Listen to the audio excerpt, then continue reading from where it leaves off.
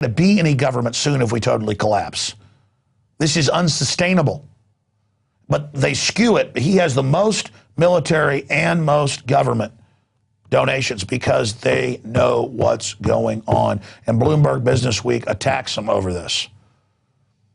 So we have a lot of friends in corporate America, in government, across the board, who are quietly working to hold this back. Okay?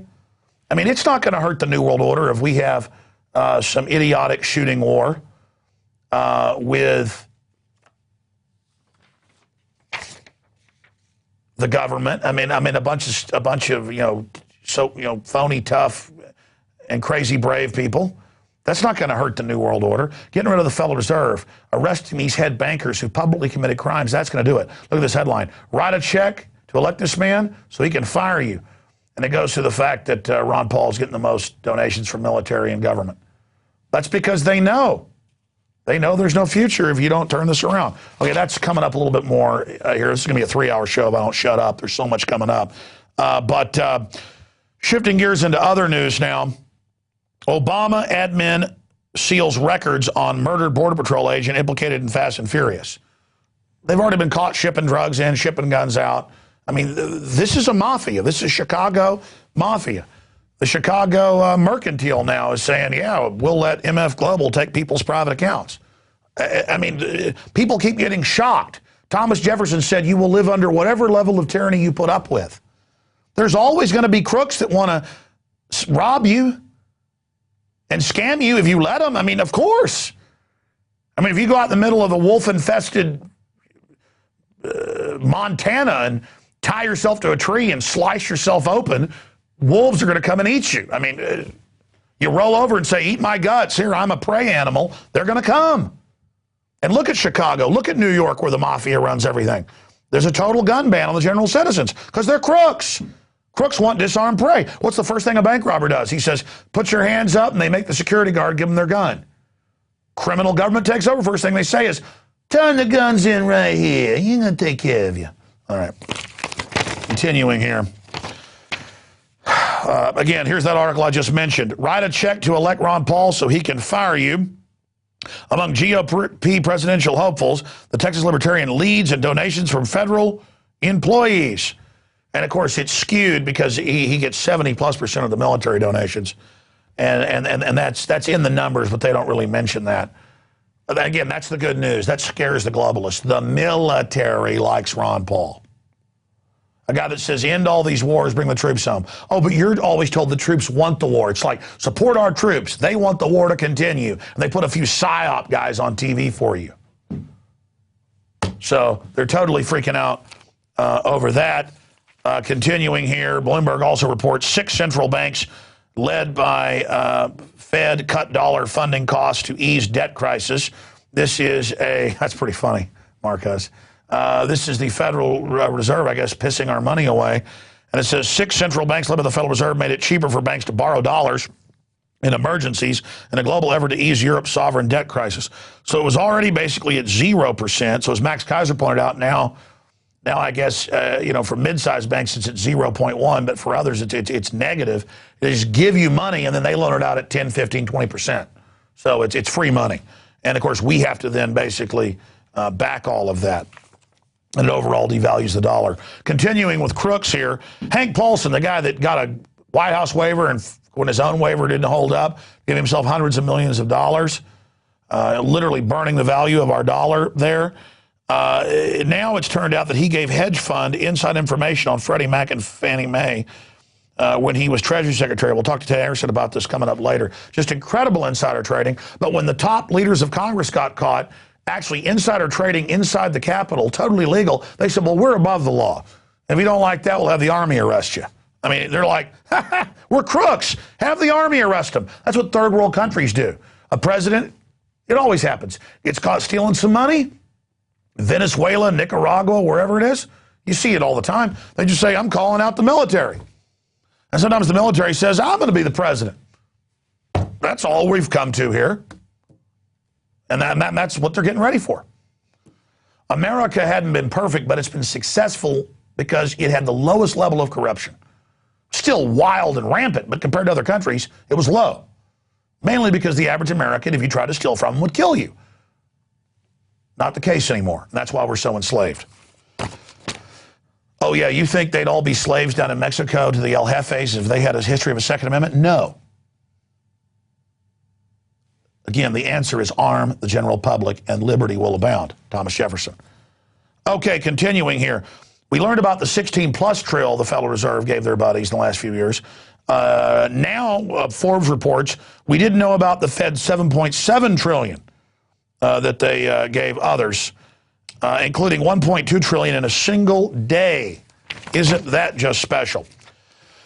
Now, speaking of torture, you know how many TSA agents, it's in the thousands now, have been arrested raping, pedophilia, stealing money, raping people in car garages in uniform, planting drugs on people, stealing money from people. I mean, who else wants a job sitting in microwave ovens all day and grabbing people's genitals? I mean, either you're an idiot, desperate for a job, or you're a pervert. And now they've got inside whistleblowers coming out. The Courthouse News is reporting, as well as PrisonPlanet.com, that they try to tell other federal agencies that are charged with investigating this, and they get suspended. This is the new brown shirt group that's going to be turned out on the streets of America. They already are. So they've got to be a group of real saucy pervs and people. So they've got to be protected. They've got to get the idea that they're invincible, that it's their, what was I told? Their administrative privilege to rape a woman in a parking garage. Okay? And if you don't like it, the Army's standing by to disappear you. Worked in communist Russia, why not here? NKVD over America. Continuing, a foreclosure fraud whistleblower who was basically ordered by her superiors reportedly to sign thousands and thousands, tens of thousands of false documents, has been found dead. And they're not sure. We're not sure. They say suicide or natural causes. Certainly she wasn't killed. Sure. Continuing, movers and deputies refuse to evict a 103-year-old woman. We have an audio clip on that coming up in a minute. But the issue is with a lot of these houses, the people aren't even upside down in them, or the banks actually don't even own the house. We don't know the particulars in this case, but they're talking about bulldozing hundreds of thousands of houses around the country rather than letting people stay in them. And what are you going to do? Throw her on the street and say, oh, she's lazy and homeless, just let her die? Let's go ahead and play that news clip where the sheriff's deputies refuse to do it. Fulton County Sheriff deputies and movers showed up today after Deutsche Bank planned to kick the family out. The moving company and the deputies took one look at Miss Lee and decided this would not happen today. Isn't that just special? What, will they give her a week or two to find some place to go and the rest of the family? But the point is, at least they showed some humanity. A lot of times when people even argue or whatever, they'll just taser an old person. But that's basic human activity being shown by those police. And they better show it because they're going to end up in the same position. I mean, this country is to be fully financially broken, so we all become dependent on government. That's the globalist admitted plan. And cops, military, citizens, lawyers, doctors, video editors, talk show hosts, we're all in the same boat. Preachers, imams, rabbis, produce people, farmers, auto mechanics, defense contractors. We're all in the same boat together. Here's another article out of Press TV. Queen to deduct wages if workers strike. Queen Elizabeth II has threatened staff at Buckingham Palace that she will deduct the wages of staff who join the nationwide strike action. This is a woman who gets billions in government subsidies every few years, and who last year while they were kicking old people off during the freezing winter off their gas ration, one of the coldest winters since 1643, was it?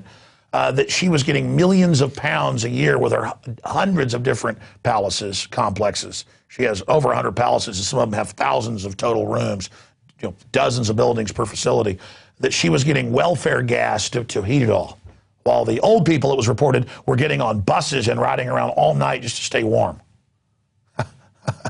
When it was sub-zero, 20, 30 below zero. I mean, this is the type of scum these parasites are. And they're not even English. They're not even British. I mean, that's another thing. I mean, it's incredible. They're from Transylvania. You can't make this stuff up. Continuing here, ladies and gentlemen, Occupy Montreal protesters branded by police.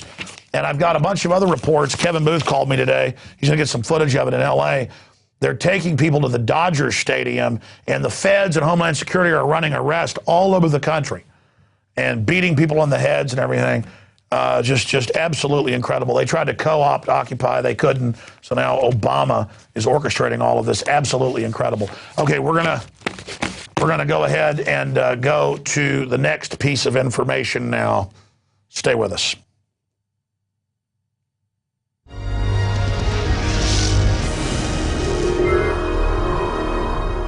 With more on these incredibly dangerous developments, we're going to go to Stewart Rhodes. He's a constitutional lawyer who won awards at Yale for his reports and papers on the belligerent act and the whole enemy combatant question. In fact, the paper was titled Solving the Puzzle of Enemy Combatant Status back in 2004.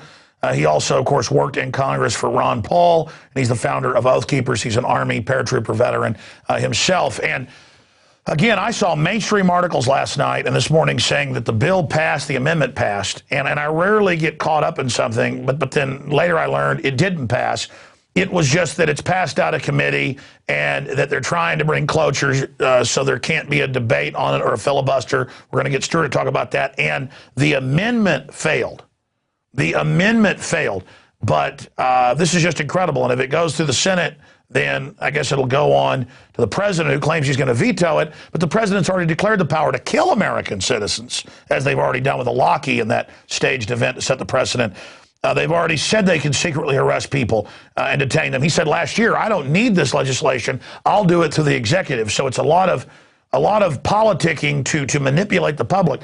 As one congressman, Amash, said, this is carefully crafted to mislead the public. A week ago, they would say, oh, this doesn't affect citizens, because one provision says that. But then the other provision says, but it does if we say so, basically. Now, an expert, I mean, you couldn't think of a better one, military guy, constitutional law scholar, won awards for his research on this, worked for Ron Paul, knows Congress, knows all the Byzantine things that are going on. Stewart Rhodes can break this down for us. But there's the latest article. Indefinite detention bill set for final vote Thursday. Senate moves to limit debate on unconstitutional legislation. That's up on INFOWARS.com, the latest there. But again, last night I heard it passed, got up this morning, read articles, said it passed. That's the mainstream media. I've got to learn to just believe nothing they say. It's so incredible. I remember 4 years ago when NATO attacked the Russian-held area of South Ossetia and Abkhazia. For 2 hours, I was reporting, well, the Russians attacked it. Can't believe they did, because CNN was saying it. Turned out it was NATO attacked. I mean, it's just that even I get caught up in their lies. I mean, it's incredible. It's incredible. Stewart Rhodes, great to have you here with us, my friend. Thank you, Alex, very much. Okay, so you wrote the papers on this. You've been an expert on this. You pointed out before we went live here, the belligerent act is really McCain's real holy grail, where if you're just belligerent, you disappear into a black hole. So now they're trying to get it piecemeal. Break this down. Well, yeah, in the 2010 Belligerent Detention Act, he wanted the language to read that if you commit an act of belligerence and warfare or any other act of terrorism against the United States, then you could be, if you were just accused of that by someone in the executive branch, you could be whisked away into military detention, no grand jury indictment, no trial in front of a jury of your peers, just taken off to Guantanamo. He didn't quite get what he wanted, but what he's doing here is getting what he can. He's attaching this, making this part of the defense appropriations bill, which no one wants to vote against, or they're just, described as being against the troops, and he talked a Democrat, into proposing it, but really it's McCain's baby, and this is him getting what he can. What he's going to get out of this bill, if it passes, is Section 1031. The first part of it does apply to U.S. citizens.